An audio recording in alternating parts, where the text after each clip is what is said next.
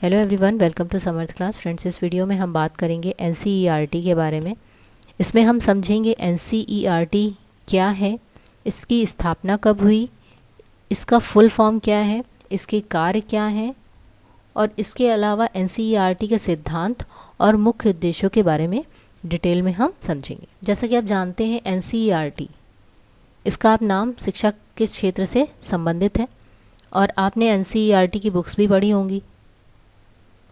तो अब हम समझेंगे कि एनसीईआरटी है क्या और इसका फुल फॉर्म क्या है। एनसीईआरटी का फुल फॉर्म है national council of educational research and training, जिसको हिंदी में राष्ट्रीय शैक्षिक अनुसंधान एवं प्रशिक्षण परिषद के नाम से जाना जाता है। ये भारत सरकार द्वारा स्थापित एक स्वायत्त संस्था है, जिसे 1961 में इसकी स्थापना की गई। इसका रजिस्ट्रेशन सोसाइटी रजिस्ट्रेशन एक्ट के अंतर्गत 1961 में किया गया। इस संस्था का जो मुख्य उद्देश्य है वो ये है कि जो भी संगठन है और स्वतंत्र रूप से उन सभी संगठनों के सहयोग से स्कूली शिक्षा के क्षेत्र में रिसर्च करना, उसका प्रसार करना और इसके अलावा शिक्षा से संबंधित जो भी मामले हैं, जो भी प्रॉब्लम है, उनसे संबंधित भारत सरकार और राज्य सरकारों को सुझाव देना। एनसीईआरटी के अंतर्गत शिक्षा संबंधी सूचनाओं तथा शैक्षिक ट्रेनिंग प्रदान कराई जाती है, जिससे क्या होगा, एजुकेशन सिस्टम को आसानी से मैनेज किया जा सके। एनसीईआरटी साहित्यिक, वैज्ञानिक और धार्मिक शिक्षा से संबंधित एक ऑर्गेनाइजेशन है जो भारत में क्लास 1 to 12 के छात्र के लिए विभिन्न भाषाओं में सभी विषयों की किताबें भी प्रकाशित करती है। इसका जो मुख्य उद्देश्य है वो शिक्षा में सुधार लाना और उसकी गुणवत्ता को बनाए रखना और गुणवत्ता को और विकसित करना। एनसीईआरटी भारत के 7 राष्ट्रीय केंद्रीय सरकारी शिक्षा संगठनों को मिलाकर बनाया गया एक संस्था है, जिसमें माध्यमिक शिक्षा प्रसार कार्यक्रम, निदेशालय शैक्षिक व व्यावसायिक निर्देशन ब्यूरो, पाठ्य पुस्तक ब्यूरो, बेसिक शिक्षा राष्ट्रीय संस्थान, श्रव्य दृश्य राष्ट्रीय संस्थान जैसी अनेक संस्थाएं मिलकर एनसीईआरटी की स्थापना की गई। एनसीईआरटी के बाद इसके अंतर्गत 1963 में राष्ट्रीय विज्ञान प्रतिभा खोज योजना का गठन किया गया, जिसका उद्देश्य देश के जो प्रतिभाशाली जो छात्र थे उनका सहयोग करना और उन्हें आगे बढ़ने के लिए प्रोत्साहित करना था। एनसीईआरटी के अगर हम उद्देश्यों की बात करें तो इसके बहुत से उद्देश्य हैं, जिसमें जो सबसे पहला उद्देश्य है कि शिक्षा के क्षेत्र में विशेष रूप से गुणवत्ता लाना और देश में शिक्षा स्तर को ऊंचा करना। दूसरा उद्देश्य है भारत सरकार द्वारा शिक्षा और समाज कल्याण के विशेष रूप से स्कूली शिक्षा से संबंध में सलाह देना और शिक्षा नीति को निर्धारण करने में भी मदद करना। नेक्स्ट, उसका उद्देश्य है देश में शिक्षा के क्षेत्र में हो रहे जो भी रिसर्च हैं उनकी सहायता करना, उसमें समन्वय बना के रखना और शिक्षा पाठ्यक्रम में होने वाले जो बदलाव हैं उनको भी पूरे देश में लागू करना और देश के विकास में सहयोग करना। स्कूली शिक्षा जो कैरिकुलम है उसको समाचार पत्र, मॉडल शिक्षा पद्धति और साहित्य पत्रिकाओं को प्रकाशित करना और जो स्कूल्स हैं उनमें एजुकेशनल टेक्नोलॉजी का भी प्रचार प्रसार करना। साथ ही शैक्षणिक संस्थान और शिक्षा विभाग, विद्यालय या फिर सरकारी संगठनों का भी सहयोग करना। एनसीईआरटी के जो प्रमुख कार्य हैं उसमें सबसे पहला कार्य तो यही है कि वो शिक्षा से संबंधित अनुसंधान करना, मीन्स रिसर्च करना, और रिसर्च जो वर्क है उसमें सहायता करना और कार्य का समन्वय भी करना। सेकंड पॉइंट है सेवारत व सेवापूर्ण अध्यापक प्रशिक्षण के उच्च स्तरीय कार्यक्रम को चलाना, ताकि टीचर्स को भी ट्रेन किया जाए और टीचिंग को और इफेक्टिव बनाया जाए। नेक्स्ट पॉइंट है नवीनतम शैक्षिक नीतियों, शिक्षा सिद्धांतों और विधियों के संबंध में सूचनाएं प्रदान करना। भारतीय शिक्षा में उपस्थित वर्तमान की जितनी भी समस्याएं हैं उसमें परीक्षण पर जोर देना। विज्ञान शिक्षा के विकास के लिए योजनाएं निर्मित करना। उचित शिक्षण के लिए उत्तम पाठ्य पुस्तकों का निर्माण करना। शिक्षा में राष्ट्रीय महत्व के सर्वेक्षणों को संगठित करना। परीक्षा संबंधी जो सुधार हैं उसमें विभिन्न योजनाओं को निर्मित करना। शिक्षा की दृश्य व श्रव्य सामग्री को तैयार करना और प्रयोग संबंधी प्रशिक्षण की व्यवस्था करना।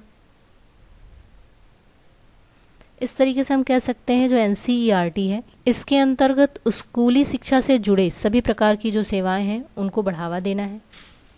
NCERT का जो सबसे महत्वपूर्ण जो कार्य है वो देश के प्रत्येक विद्यार्थी को प्रोत्साहन और मार्गदर्शन करना है। समय के साथ जो भी तकनीकी बदलाव हैं देश को प्रोत्साहित करना और नई नई जो भी टेक्नोलॉजी है उनको बढ़ावा देना, ताकि शिक्षा में मार्गदर्शन भी करना। साथ में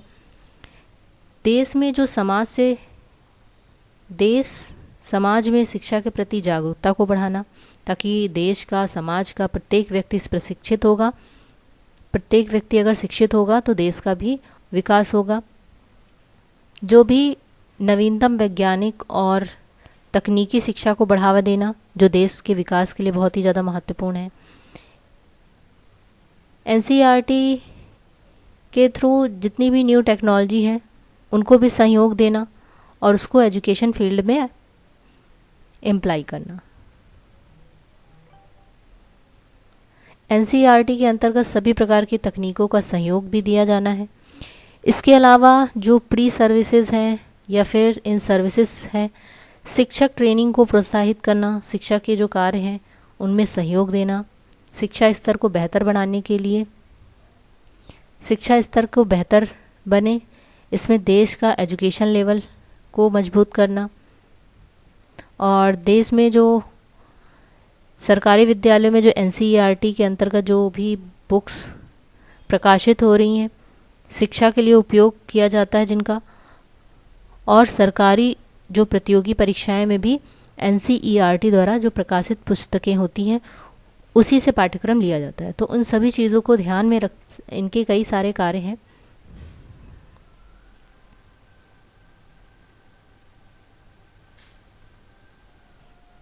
इसके अलावा NCERT का जो वास्तविक नियंत्रण है वो मुख्य रूप से इसके सामान्य निकाय कार्यकारिणी समिति के अधीन रहता है। केंद्रीय मानव संसाधन विकास मंत्री इस सामान्य निकाय के अध्यक्ष होते हैं। सभी राज्यों के जो शिक्षा मंत्री हैं, UGC के अध्यक्ष, विश्वविद्यालय के 4 कुलपति, केंद्रीय माध्यमिक शिक्षा बोर्ड के अध्यक्ष, केंद्रीय विश्वविद्यालय के संगठन आयुक्त और भारत सरकार द्वारा मनोनीत 4 अध्यापक और कार्यकारिणी के सभी सदस्य इसके सदस्य होता है। NCERT के संचालन व शैक्षिक गतिविधियों के आयोजन के लिए एक कार्यकारिणी बनाई गई है। इस समिति के जो अध्यक्ष हैं वो केंद्रीय मानव संसाधन विकास मंत्री होते हैं।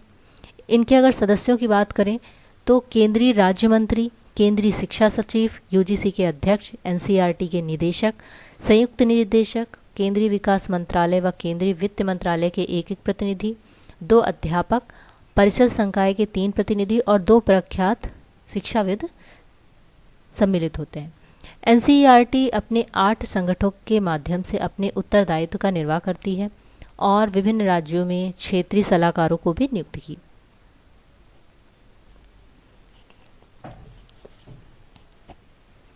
नियुक्त किया है।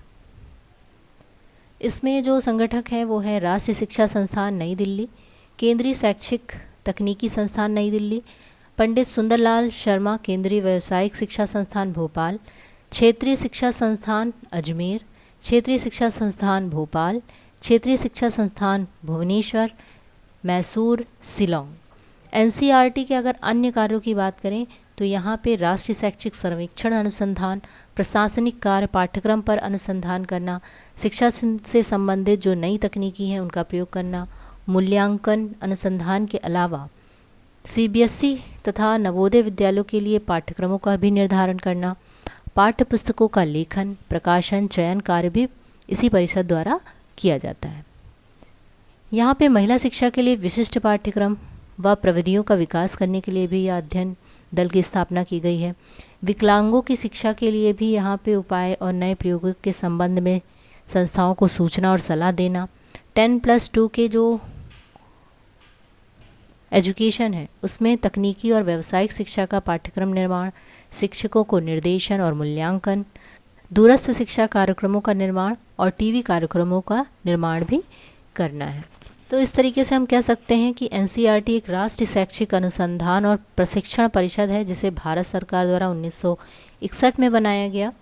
इसका जो मुख्य उद्देश्य है वो शिक्षा से संबंधित सूचनाएं और सलाह सहयोग प्रदान करना है। और एनसीईआरटी कोई भी अपना शिक्षण संस्थान नहीं चलाता है, ये कई संस्थानों से मिलकर बना है। एनसीईआरटी के आधार पर भारत में पुस्तकें प्रकाशित की जाती हैं और जितने भी कंपटीशन लेवल के जो एग्ज़ाम हैं उसमें भी इन एनसीईआरटी ही बुक को प्रेफर किया जाता है। आई होप आपको समझ में आया होगा एनसीईआरटी है क्या, इसका उद्देश्य और इसके कार्यों के बारे में। तो वीडियो अगर पसंद आए तो इसे लाइक, शेयर और चैनल को सब्सक्राइब कर लीजिएगा। Thank you so much. मिलते हैं नेक्स्ट वीडियो में।